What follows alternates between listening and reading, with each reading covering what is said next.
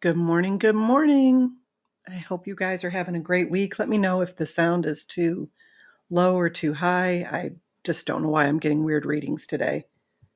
I've got it set where I normally do, but we'll see. We'll see. A lot of times on my end, it looks really low, but then when I listen back to it, there's distortion because it's so loud. And I hate that. I can't listen to a show like Glenn Greenwald has a show, and there's always some small level of distortion in it, in the sound, and I can't watch it. It drives me nuts. I didn't used to be like that, but Don has ruined me. Don's a big sound guy. There purports to be. I don't know. He considers himself a sound guy for sure. You can see I put a ticker up on the bottom because people were messaging me, which is interesting. So they were emailing me wondering how to donate, but all of that information is right in there with the email. But I don't know, maybe there's some glitch where they couldn't see it. So I decided to put it at the bottom of the screen. So Don has been busy building a swing set, helping our oldest son build a swing set for our granddaughter. Don't want to be late to the party now. Well, welcome, Peculiar Mom. I think it's the first time I've seen you here. Welcome, welcome. So he's been building this ridiculous, ginormous big swing set for our our youngest? Yeah, our youngest grandchild, Harper. And he is so tired. He's so tired. They've been working on this thing, I don't know, maybe a week now. And he goes over every day after work. And of course, you guys know he goes to work at 5 o'clock in the morning. And then they've been working till dark, and they worked all weekend on it. And it's just a beast of a swing set. They're both so tired. But our granddaughter's second birthday is coming up, the 29th.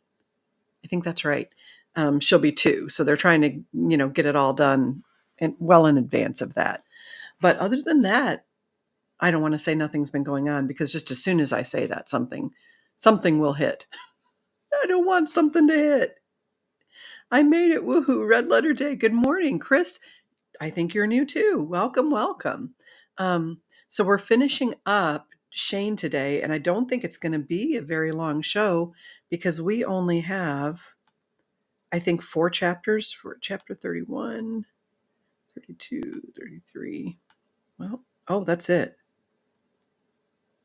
No, surely there's more. I don't know why I thought we had. Hold on, let me make sure we're not on 30. What do you think all that was about? You mean the livery worker smiling much after realizing, not sure. I have a hunch it was something to do with the man who slapped him. Yeah, I think we read that. Yeah, so we're on chapter 31. All right, well, we're going to be done in no time today. And then I've not decided on the next book. Normally I take a week off between books, but we're not going to do that this time. So I got to get hustling, figuring out what we're going to read, because we're leaving to go camping July 7th. So I've got to find a book that can be read by then so I can take the week off while we go camping. And I'll do a week after that book instead of doing a week after this book. We might do a Max Lucado. They're easy reads. They're inspirational, but I do love to read fiction during the summer. I don't know why not so much in the fall. Do you guys have weird preferences like that where certain times a year you want to read certain books?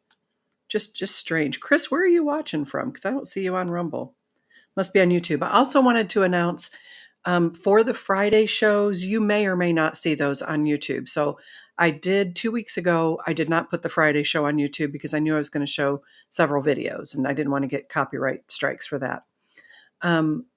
Last week, I just did shorts, which had been allowed before, and they took down my video. So I've just had it with YouTube. So probably what I'll do on Friday nights is just post a link so that you can come watch on Rumble, because I'm just over it. I'm authorized to monetize things. I can't monetize because I've got an 8-second clip of a song in there that I've paid for, and I'm just done with it. I don't get enough viewership on YouTube to make it worth my while to risk having all my content taken down over random crap. I'm just so over it. So if you're watching on YouTube, just watch for the links. I'll put up a little short video for the Friday shows. And in the description will be a link so that you can just pop over to Rumble and watch it. I know a lot of people don't want to pop over to Rumble and just sign up, subscribe to the channel because they don't want to have to give their phone number, which I get, but it's kind of cute that you all think that Rumble isn't mining your information or that YouTube isn't totally mining all of your information and Facebook isn't mining all of your information. So if I burst that bubble for you, I'm sorry. It is so hot in here. I need to turn the fan on. Hang on. Let me unplug my ears.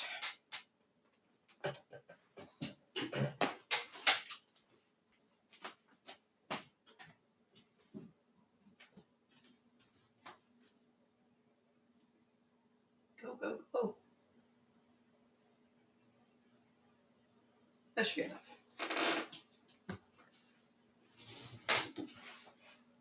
All right, let me get plugged back in. I pulled the blinds because it's been so hot in this room. All right, or not blinds, they're shades. We had them made at blinds.com, and I really love them. They keep the kitchen much cooler. We've had them a few years now. I want to put them through the rest of the house, but that would involve getting Mr. Whitbroat to install them, and well, in my case, I watch on my tablet, which has a different account. I don't know whether you mean YouTube or Rumble. But anyway, there's that. I just wanted to give you a heads up. And I know that people told me as long as I post the link for the actual show, not the channel, I guess, for the actual show, that YouTubers can come over and watch without having to give their phone number. So I will continue doing that. I'm going to have to take the music out of those little clips because they're even dinging my little clips for 18 seconds of music that I've paid for. And I'm just, like I said, I'm over it. I have no desire to give YouTube my content. If it weren't for a few faithful watchers over there, I would stop streaming to YouTube altogether. But it is what it is. Anyway, we're on chapter 31 of Shane. Let's pull that up here. Here we go. Uh-oh, what happened there? Hold on, something. Let's take that screen share down. Dang it, I had that already. Oh, because I forgot to close out the chapter thing. That's what it is. I'll be creepy and whisper. And Friday night, we'll talk about the Hunter Biden trial, the decision, I guess, the verdict. And I thought that the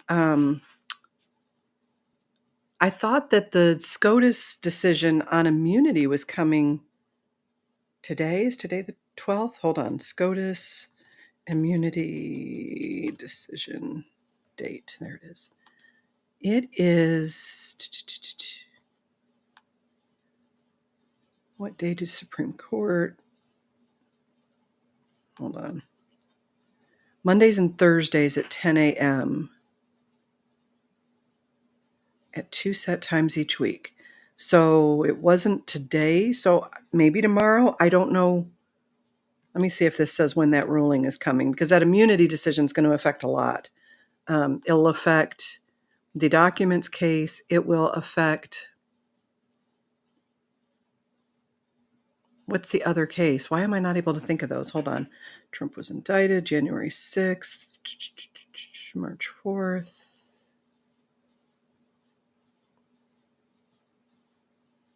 Well, anybody know that one off the top of your head?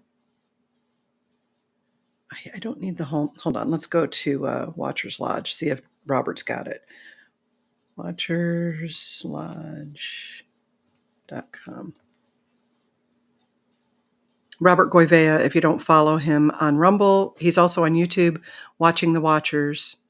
Do I have it wrong? I have it wrong. Hold on. Robert Goivea. P-E-I-A. I thought it was Watchers Lodge. Robert Goivea website. Watching the Watchers. And I can't type. If you guys are talking, I can't see you. There's the locals. Let's do this one. Aye, dangerous webpage. That wasn't it. Don't go there. Don't want to go to the locals. Oh, for the love of... Okay, I don't know. But I thought it was supposed to be the 12th. Chris says, I'm in Kingsport, Tennessee. Big fan. I'm on Rumble too. Been following you ever since your NDE story. Maybe it just fell out of my brain, Chris. Maybe I haven't seen you in the chat. Maybe that's what it is. But anyway, I'm not sure what day. That's going to drive me crazy now. I want to know. Hold on. No, go back. When is the Supreme Court decision? There, that's it. Expected. So January. The court convenes its session in the courtroom, 10 a.m. Let's see if this tells us. This is SCOTUS. Should just take you there with me. Wednesday, June 12th. Courtroom, what's the calendar? Argument days, non-argument days, order list issuance days. How about decision days?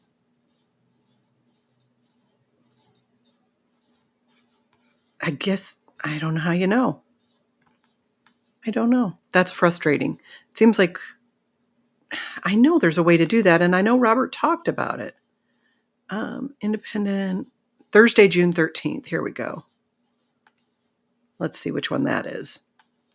In financial disclosures, Todd ends 2 inadvertently omitted trips from, I don't know what that is. All right. Well, that's just a big old nothing burger. I'm sorry for wasting your time with that. Hopefully something Thursday, because it's definitely not, I don't think it'll be today.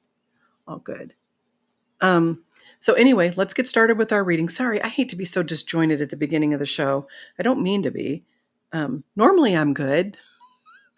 It's the middle of the week. I don't know. It's just been tiring. I don't know why we're so tired. I know why Donna's tired. I don't know what my issue is. You know how you do that? You kind of go through these spells where you're just dragging and you kind of have to force yourself to do everything. Or maybe I'm the only person that has that. But that's where I am right now. So just a little bit of grace, and hopefully I found glasses or readers that'll work for me, because that's been a bit of a pain. Ooh, yes, that's nice. Okay, chapter 31.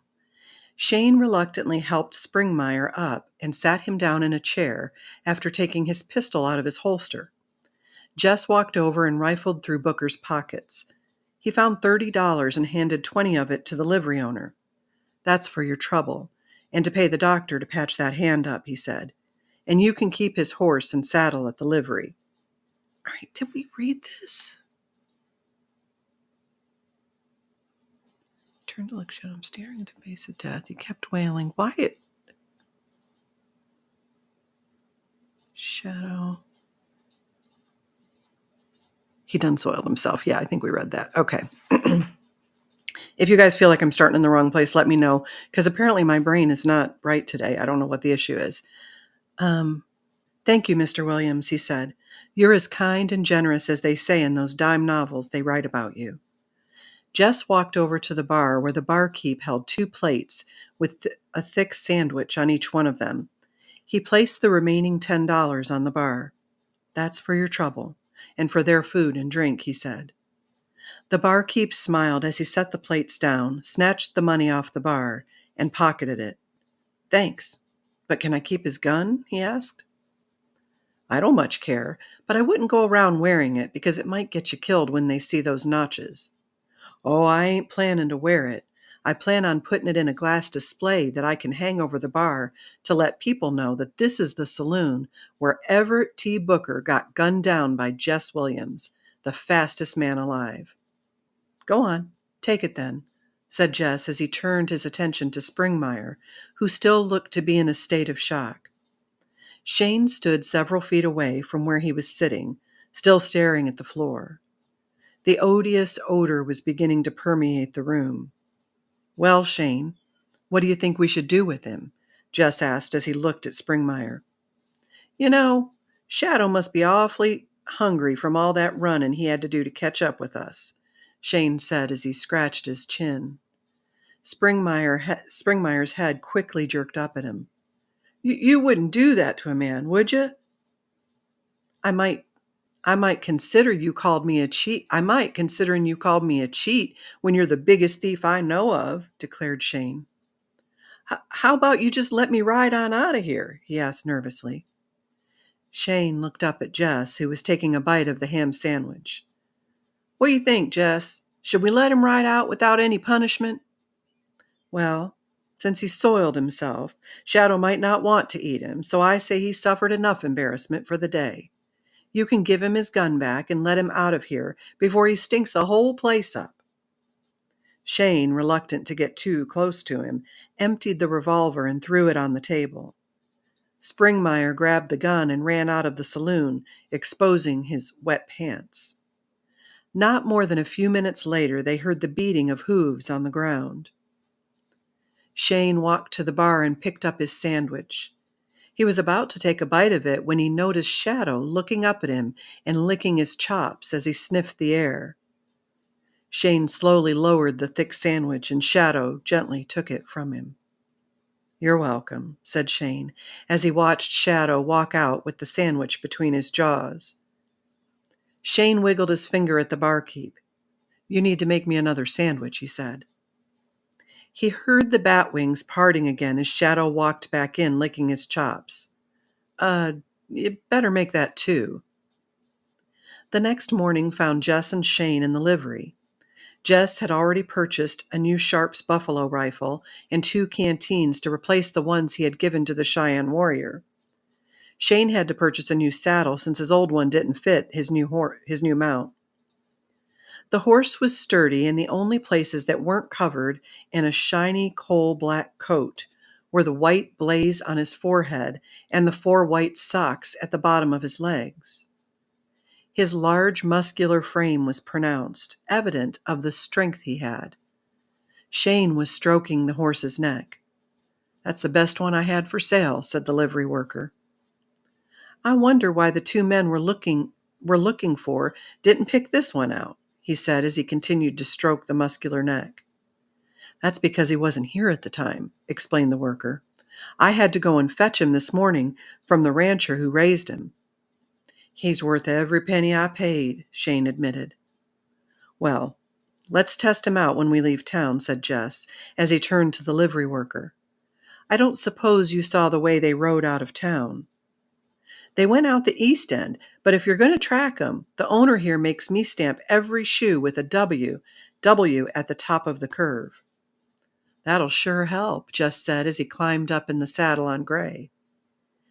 They headed out to the east end of town and found the shoe prints left by the horses the Adair brothers had purchased. Shane rode to the left. I see another set of tracks with the same markings headed out off to the north, he said. That must be them, since there's 2 sets of them riding side by side, said Jess, pointing to 2 more sets of tracks. Let's follow these. Jess kept the horses at a moderate gallop for a short while. The tracks stayed in the same southeast direction they had been going in since robbing the bank. They pushed the horses harder, and while Shane's horse was fast, he still fell a little behind. When Jess saw the river up ahead, he slowed his horses to a walk. Shane came riding up next to him. This horse ain't quite as fast as yours, but he can run just as long, he said as he patted the horse on the neck. Sorry, trying to figure out who's reading this. Got a river coming up. I'm betting they rode in the water to throw off anyone tracking them, he said as he nodded up ahead. When they reached the river, they let the horses drink their fill. The tracks were visible on the side of the river, but they didn't come out the other side. Jess scanned in all directions with his spyglass. Which way do you think they went? Asked Shane. Can't be certain about it, he said in a hushed voice as he kept peering through his spyglass. He followed the river, which meandered in a southwest direction, until he stopped. Wait a minute, he said as he squinted his eyes. He saw Shadow sitting on the edge of the river. He almost looked like a speck of black from where he sat atop his horse. What do you see? I can't believe it. and I don't know how, but I think that's Shadow standing by the river way down that way," he said, as he shoved the spyglass back into his saddlebag. "No kiddin'?" "No, unless it's another timber wolf who just happened to show up." "Not likely," said Shane as they started their horses at a moderate gallop. As they rode toward Shadow, oh, that seems loud. As they rode toward Shadow, he ran toward them. When they got close, he barked once and started running back toward where he had been standing. They followed him up until he stopped at the edge of the river. He kept barking as he looked directly across the water at the two sets of tracks that rode out on the other side. Jess rode his horses across the river and examined the tracks. "It's the two we've been tracking," he said. "I'm sure of it." Shane rode out of the river along with Shadow, who shook the water off his coat. "How could he possibly know to cut straight south from town to here?" he asked. "I don't know. I don't have an answer for that, but he's as smart as they come," said Jess. "He's got me thinking that maybe he's someone I knew that died and came back as a wolf to help me."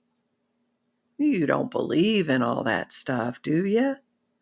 "No, but I don't disbelieve it either," he said, as he kept looking down at Shadow, who sat on his rear haunches with his tongue hanging out as he panted. "It looks like they're heading southwest now," said Shane, as he pointed to the tracks where they turned after crossing the river. Jess leaned over to get a closer look at the tracks.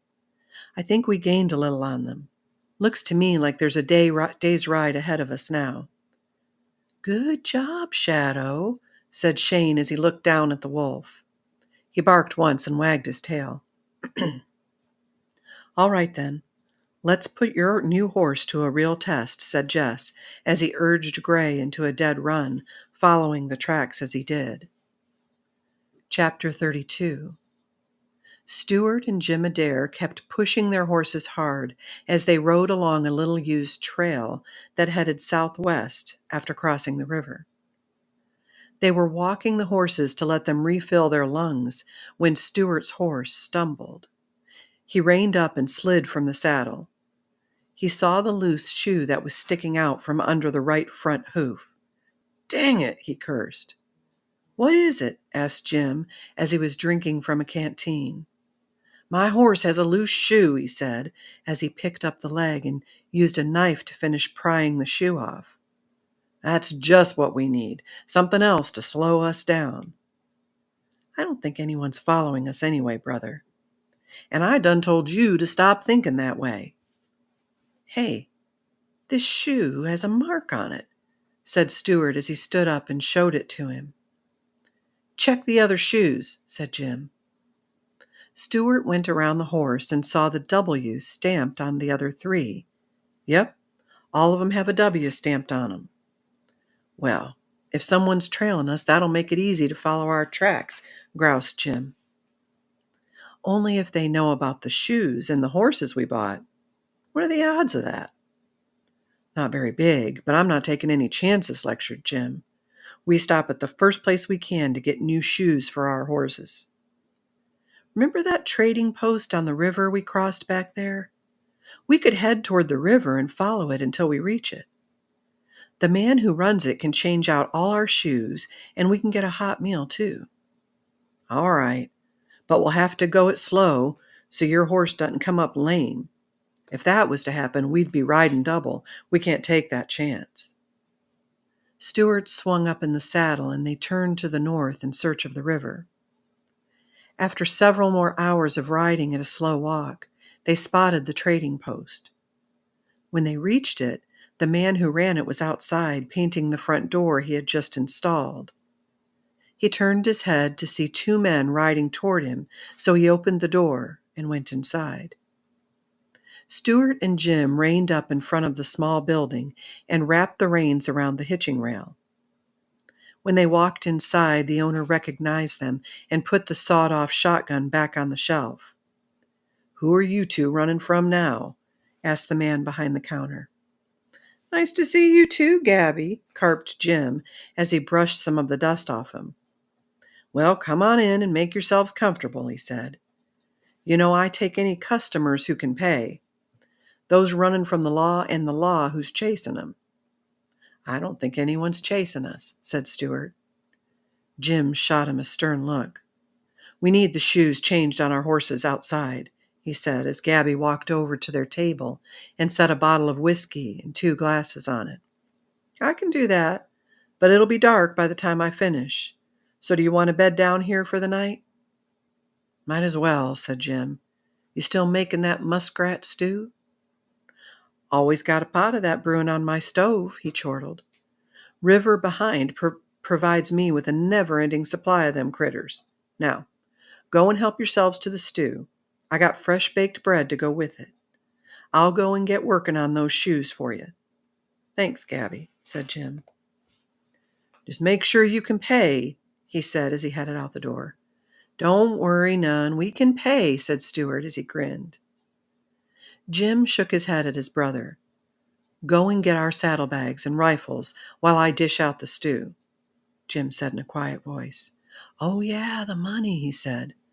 Stewart walked out to find Gabby trying to match up some shoes in a bucket to the hooves on the horses. Did you know all the shoes have a W stamped on them? Asked Gabby.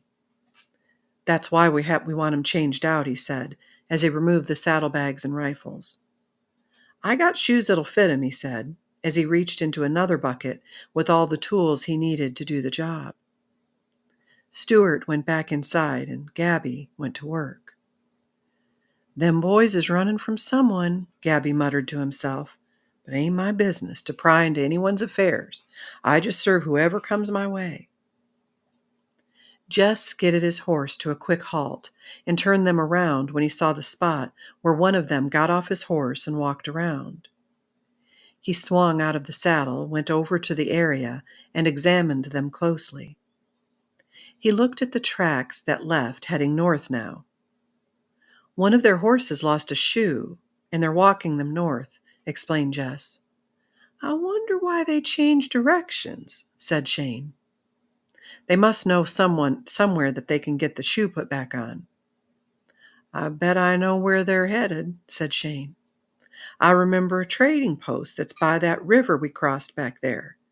It's run by a fat man by the name of Gabby. He's known for being someone who doesn't care who stops at his place, as long as they can pay. And how do you know this? Because after they placed that bounty on my head, I stayed there for a night on my way out of Texas, he replied with a smart smile. How far off is it? With these horses, we can make it there before sundown.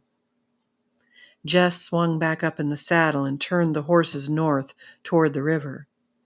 Darkness was just settling in when Jess first spotted the trading post. He halted the horses and removed his spyglass to peer through it.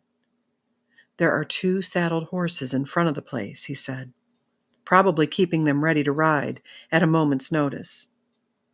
How do you want to do this? I say we wait until later and sneak in there while they're sleeping. Jess pointed to some bushes where they could wait and eat a cold meal until the lights in the post went dim. Shadow finally caught up to them, and Jess fed him what jerky they had left. They ate cold beans and peaches. Jess saw the lights going dim in the post one by one. He waited another hour before they climbed up in the saddle and rode closer to it. They left the horses about 500 feet from the building, and Jess and Shane walked on foot until they reached the front door. Jess could smell fresh paint. He turned the knob and it opened. He reached over his shoulder and slid the large-bore shotgun out of his back sling. We have to be quiet and test every board you step on for creaking, he told Shane as he bent down to Shadow. We have to be quiet, boy. Shane pulled out his pistol and slowly cocked it as Jess carefully pushed the door open. The room was empty, except for 2 oil lamps on the tables, illuminating the place just enough to see. He walked heel to toe, testing the boards as he did. Shane leaned over to Jess. "The man who runs a place sleeps in that room over there," he whispered as he pointed to the heavy drapes covering the room. "He has 2 more sleeping rooms over there." Jess saw where he was pointing and motioned that he would take the 2 sleeping rooms. Shane made his way to Gabby's room and cautiously parted the heavy drapes to see Gabby sleeping on his stomach. Shadow went ahead of Jess and stood by the entrance to one of the 2 rooms. He repeatedly nudged the heavy blankets on the one room, indicating that this was the room that someone was in. Jess slowly parted the heavy blankets to see an Adair brother sleeping in an oversized bed. Shadow went around the bed to the other side, and Jess quietly moved toward where Jim lay. He placed the tip of the shotgun barrel gently against his cheek. Jim's eyes slowly opened to see Jess standing there. "Who the hell are you?" he asked. Jess moved the shotgun back enough to be able to cover both men. "I'm the man who's going to make you confess," he said, as he grinned and cocked his head. The noise woke Stewart in a startle, and he saw the shotgun pointed at his brother. He started to move his left hand to the table next to the bed, where his pistol was, but all of a sudden, he heard growling. He jerked his head over to see long fangs a few inches from his face. Shadow slowly inched closer to him and growled louder. Stewart withdrew his hand and pulled the blanket up to his neck. Shadow jumped up on the bed and straddled Stewart, shoving his jaws down to his nose as he parted his lips and growled even louder. "Oh, my Lord, the devil done come to eat me!" I love that. Chapter 33. Jess pushed Jim and Stewart through the heavy blankets. Gabby was sitting in a chair, and Shane stood behind him with his cocked pistol in his hand. Shadow stayed to one side of Jess, watching the 2 men closely, ready to pounce on either of them if they made any quick movements. The brothers sat down at the table with Gabby glaring hatefully up at Shane. "You men here to rob us?" asked Gabby. "No.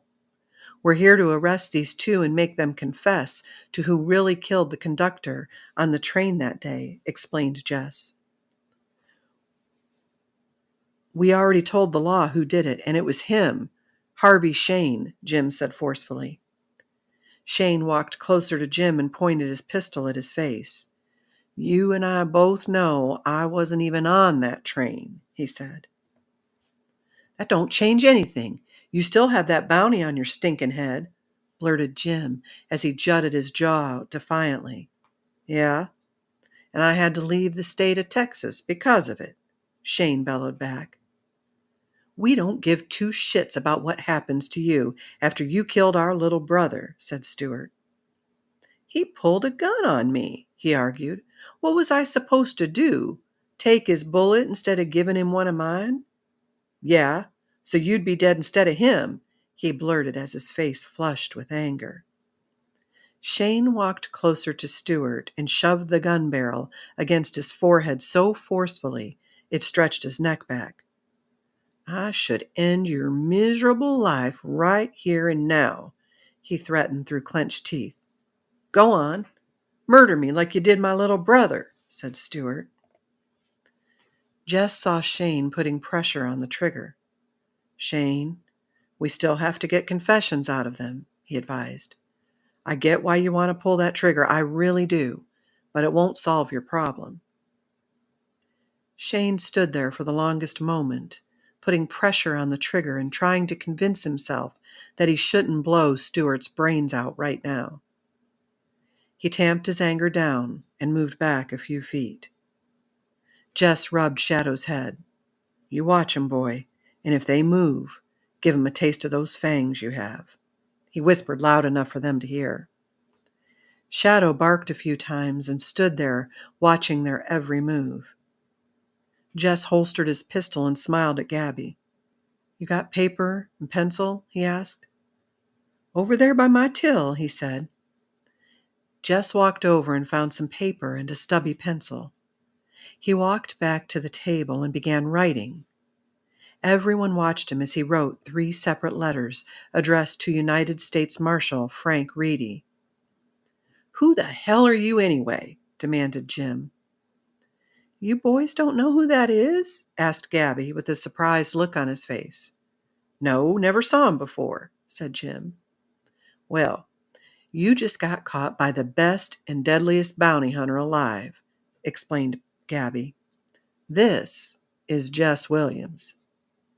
Stuart and Jim both swiveled their head toward where Jess sat, writing the last of the letters. "You're Jess Williams?" asked Jim. "That's right," he said, without looking up at them. "The bounty hunter who's known for not bringing his men in alive?" asked Stuart. "Right again," he said, as he finished the last letter. "Well, we ain't wanted dead or alive," said Jim, as he looked nervously back and forth between Jess and Shane. "I'm afraid you're wrong in regard to that little matter," said Jess as he removed the newly printed wanted posters and slid them across the table. Gabby's eyes trailed the wanted posters, and he grunted when he saw the large letters announcing they were wanted dead or alive. "That's bad news," he commented. My brother says, "That's not good." That reminds me of that. Jim and Stuart picked up the wanted posters and read them. "You boys probably shouldn't have killed that bank manager or shot the marshal in that ambush," lectured Jess as he stood up and pulled out his pistol. He walked around behind Gabby and stood in front of Stuart and Jim. "Here's how this is going to go," he explained nonchalantly. "There are 2 letters of confession on the table and 1 letter verifying you each signed the confessions in front of a witness. Gabby, you're the witness, and you'll sign yours last after those 2 put the name of the man who really robbed that train and killed that conductor." Jim and Stuart picked up their letters and read them, their lips moving silently as they did. When they finished, they looked up at Jess. "We ain't signing these," quarreled Jim. "Oh, yes, you are," said Jess. Jim moved his head back and forth. "You can't kill us because we're unarmed, and we ain't resisting arrest." "Who said anything about arresting anybody?" asked Jess. "Oh, come on. You got no authority to do this," railed Jim. Jess reached into his front pocket and dropped his United States Marshal badge on the table. Their eyes darted down to it. Gabby grunted again. "Well, that's it, boys. You might as well give it up now," he mumbled as he reached for his letter and started reading it. "Is that for real?" asked Jim. "As real as it gets," said Jess. "Now, which one of you wants to sign first?" Shane started chuckling, and both Jim and Stuart glared up at him. "You think this is funny?" demanded Jim. "Yeah, it kinda is," he replied. "What are the odds that the bounty hunter who tracked you 2 down is a United States Marshal?" "That badge ain't real," claimed Jim. "He took it off some federal marshal after killing him or something." "It don't matter what you 2 think about the badge," lectured Jess. "It only matters to me and the United States Marshal's office. They know I have it, and they recognize me as an official federal lawman. Now, who wants to sign first? You or your brother Stuart?" Jess slowly cocked the pistol and pointed it at Stuart's right foot. "I don't think you got the gonads to—" Jess fired, and the slug bored a hole through Stuart's right boot where his toes were. He wailed and lifted his boot off the floor as if it might help somehow. "You shot my brother!" hollered Jim. "I did. And if you don't sign your confession letter, I'm going to let Shadow gnaw on you for a few seconds, which is more than enough time to do some serious damage." Jim's face went white with fear as Shadow moved closer to him, lifting his front lips to expose his fangs. All right, I'll sign it. Just keep that beast away from me," he railed as he signed the letter and wrote the name of the man who robbed the train and killed the conductor. Jess holstered his pistol and picked up the signed letter. He saw the name and shook his head. So the man who killed the conductor on that train was his own brother, Walt Horner? Jim nodded his head. Yeah. When the conductor recognized his brother's voice under his neckerchief, he said he was going to tell who it was unless he stopped what he was doing. So he decided to kill him to shut him up, explained Jim. We was in on the robbery, and when we got clean away, we thought about how we could frame Shane for the murder. No one identified either of us as one of the robbers because we had neckerchiefs over our mouths and noses. So when the law questioned us about the killing, we told him it was Harvey Shane who done it. We gave him a detailed description of him, and they issued the warrant for his arrest. Shane smiled at Jess. I told you it wasn't me on that train, he said. Jess shook his head and looked at Stuart. Go on and sign your confession too. And Gabby, you sign the letter stating that you heard these two confess, and watch them sign those letters, Jess told him. Yes, sir. Right away, sir, he said as he signed the letter. Jess collected the 3 pieces of paper and folded them. He stuck the letters in his back pocket and sniffed the air. You got something cooking in the back? He asked Gabby. Muskrat stew, and it's real tasty, he bragged. But you still got to pay. Dish out 2 huge bowls of it and find something for my friend Shadow to eat, said Jess as he motioned for Stuart and Jim to stand up. He had them sit down by one of the heavy posts holding up the roof. Shane tied them back to the post. Gabby brought out a platter with 2 bowls of stew and a large bowl of cut-up muskrat meat for Shadow. Jess put the bowl on the floor close to Jim and Stuart on purpose. Jess and Shane began eating the stew, and Shadow was making quick work of eating the meat. Jim and Stuart both flinched every time Shadow's jaws clamped together. Jess and Shane slept in the sleeping rooms and left Shadow out by the 2 men, watching their every move. They didn't sleep much. Chapter 34. Gilliam Roundtree, Halo's town marshal, stood outside his jail watching the 2 men ride in, dragging 2 men behind them, tied up tightly. Jess had his United States Marshal's badge pinned on his shirt. Roundtree narrowed his eyes when he noticed the huge timber wolf riding alongside a pack horse. Jess reined the horses up in front of the jail and slid down from the saddle. When the hell did you become a federal law dog? Asked Roundtree. A while back, but it's official if you want to check, said Jess. Far be it from me to argue with the likes of Jess Williams, badge or not. But why don't you have Harvey Shane tied up too? He asked as he glanced up at him. He's wanted dead or alive for $5,000. I have a wanted poster in my office that says exactly that. We can straighten that out once we get those 2 behind bars, offered Jess. Roundtree looked up at Shane again, shrugged his shoulders, and turned around. I'll go unlock 2 cells for you, he said. Jess cut the ropes that tied the brothers to the saddle and had them dismount. Shadow stood nearby, his head lowered and his ears pinned back. Shane climbed out of the saddle and Jess ushered Jim and Stuart into the jail. He shoved each one into a separate cell and cut the ropes from their hands. They both rubbed their chafed wrists. Roundtree locked the cells, and then he and Jess walked into the front office where Shane was leaning against a wall. Roundtree sat down behind his desk and removed his hat to reveal a balding top. All right now, let's hear it, he said. Jess pulled out the wanted posters on the Adair brothers, along with the signed confessions that explained who really killed the train conductor. Roundtree read the letters twice and grunted a few times as he did. Jess handed him the letters signed by Gabby as a witness.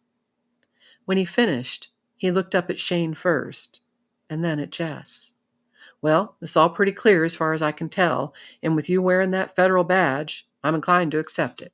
But how you going to get the bounty lifted on Shane's head? I'm going to wire Frank Reedy next. I'm hoping you'll send those letters to him in Stratton for me. I'll take care of the letters for you, but he'd still be wanted until the United States Marshal Office Marshal's office can spread the word on lifting the warrant and bounty on his head.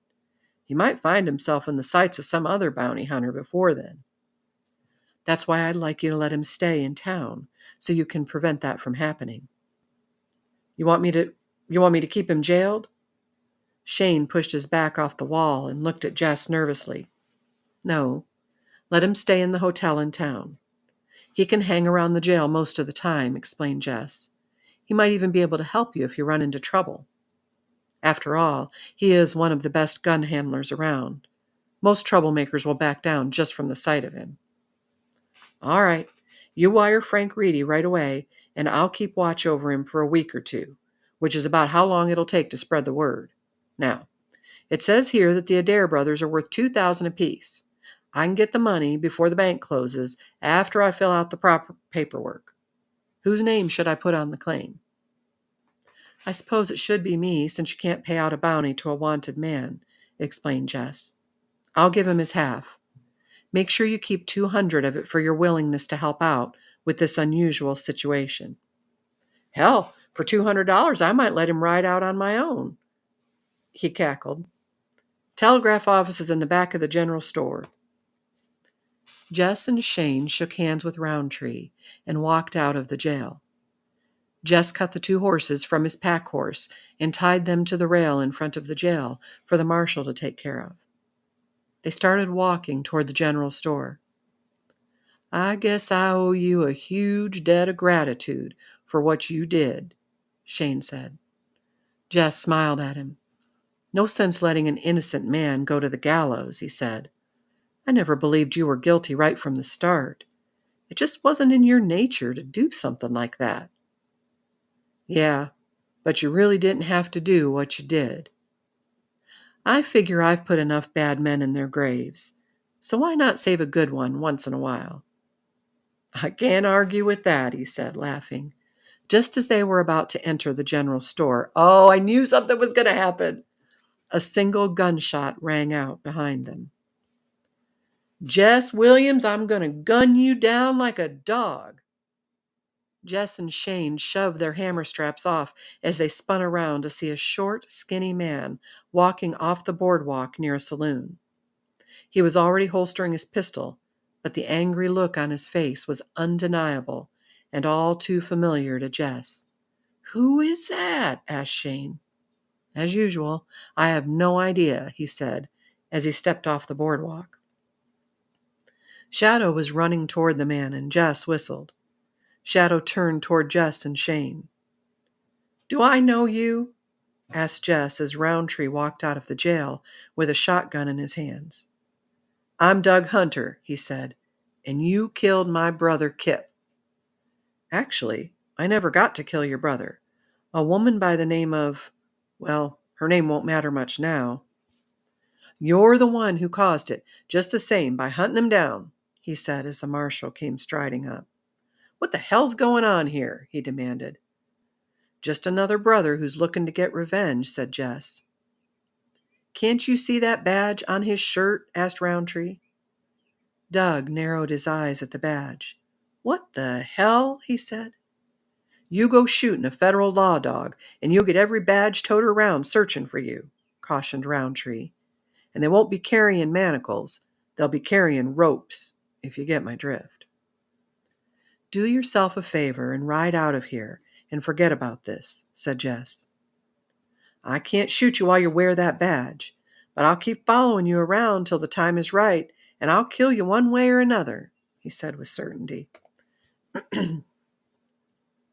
Jess sighed and shook his head as he removed the badge and dropped it into his front pocket. There, the badge is gone, he said. What are you doing? Demanded Roundtree. I'm not looking over my shoulder until he finally decides to take a shot at my backside. But he was ready to ride out of town, debated Roundtree. He was just going to wait for me to leave town. I'd much rather get it over with now, said Jess. Doug stood there glaring at him. Am I right? Jess asked him. Yeah, I won't rest until you're under a dirt blanket. Then, let's get on with it, said Jess as he started to move out into the street. They began moving slowly in a counterclockwise circle of death until they stopped when they were lined up straight along the street. Hunter moved his right hand down to the butt of his pistol, and his fingers slowly wrapped around it. He inched his thumb down below the hammer, and then his hand froze in that position. "You shouldn't have killed my brother," he said, as his eyes turned mean and his face wrinkled up with hate and anger. "And you should have left town and kept going," Jess told him. "Can't do that." "I know," he said almost apologetically. Hunter jerked for his pistol, but before he thumbed the hammer back or got his pistol all the way out of the holster, the 2 slugs from Jess's pistol pushed him backward 2 steps. He grunted loudly, dropped his pistol in the dirt, and slowly looked up from his blood-soaked chest to see Jess standing there with a sullen look on his face. "It didn't have to be this way," said Jess. "Yeah, it did," he said in a raspy voice. He fell backward as his eyes rolled up in the back of his head. His dead body hit the ground in a dusty thud. His head rolled to one side as he let out his last breath of life. Shadow walked up to the man and sniffed him. Jess replaced the spent shells in his pistol and holstered it as Roundtree walked up. "I'll have him planted in the cemetery reserved for idiots," he said, as he looked down at the lifeless body. "Thanks, Marshal.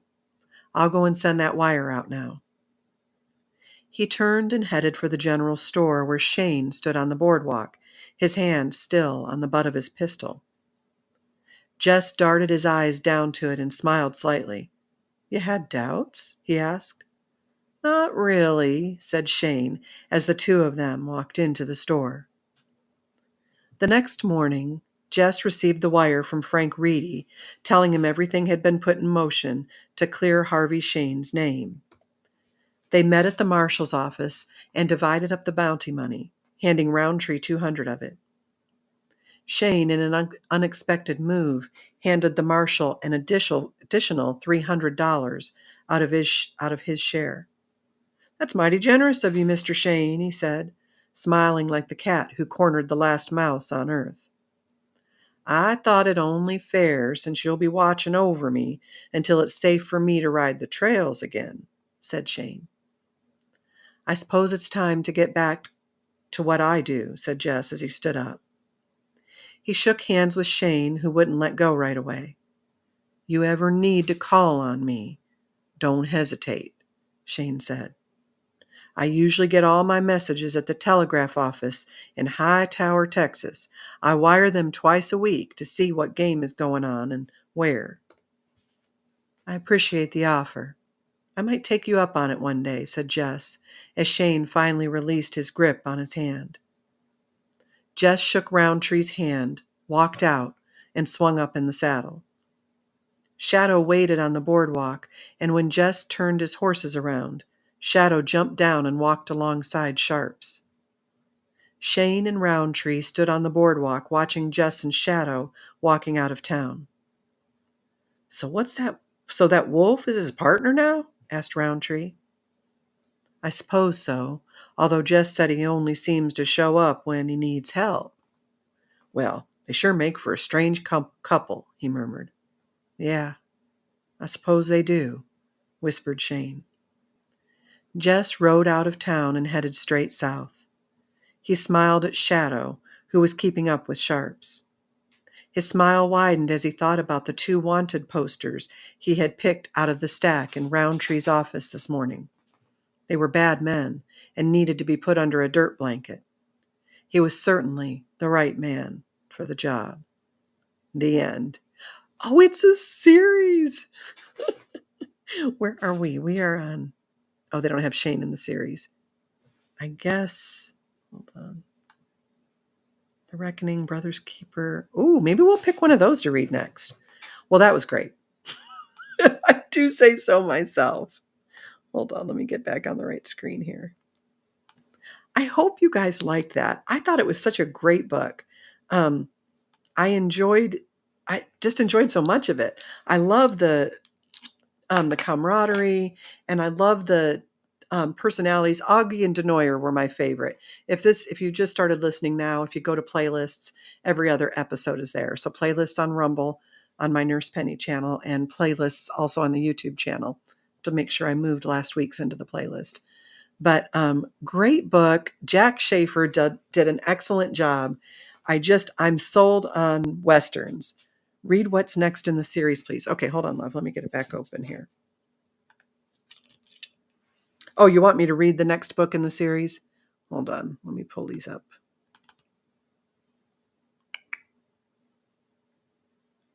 Let me go back here so I can show you guys too.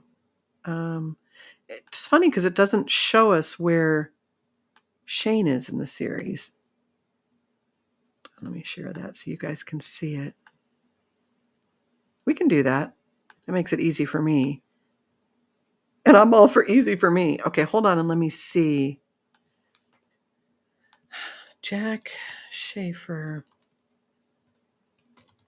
series in order. Okay.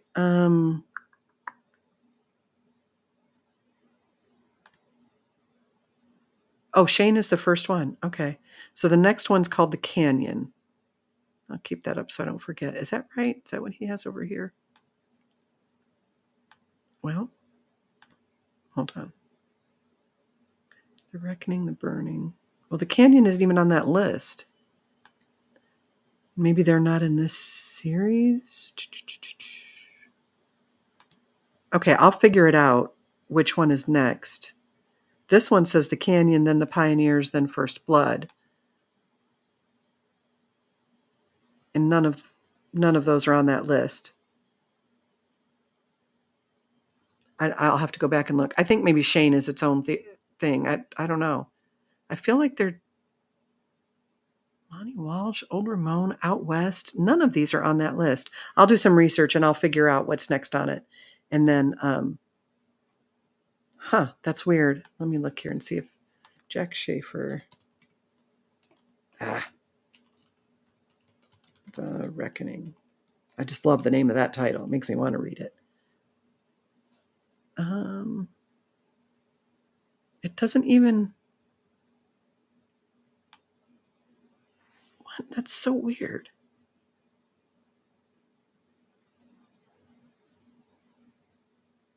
All right. The Silver Whip. Okay, so 1953 is Shane, The Silver Whip, and A Tribute to Bad Man.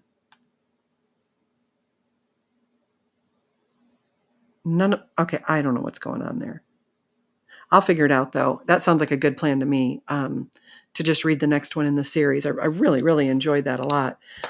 That's all I've got for you today. I never can quite time it so that it takes us a full 2 hours because you just never know where you're going to end and how long it's going to take. But I will do some research today and figure out why there's conflicting lists of the books that Jack Schaefer has written. I don't know what's up with that, and I'll figure that out. And then we'll start next week. I'll probably try to pick the shortest one since we've got, what is that? 1, 2, like 3 weeks. So I'll look and see what I can find. That's all I've got for you. I'm going to pray us out. I will see you guys on Friday for the Nurse Penny podcast at 4:30 Eastern on Friday. It'll probably just be on Rumble, and I will put a link over on YouTube for my YouTube folks who watch over there. And if you need anything, you need to email me. That is in the description section of the video. Also, the places that you can donate are there as well. Thank you to everybody who donates and financially supports the show.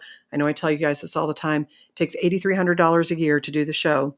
And we're not trying to make money. We're just trying not to lose money on it.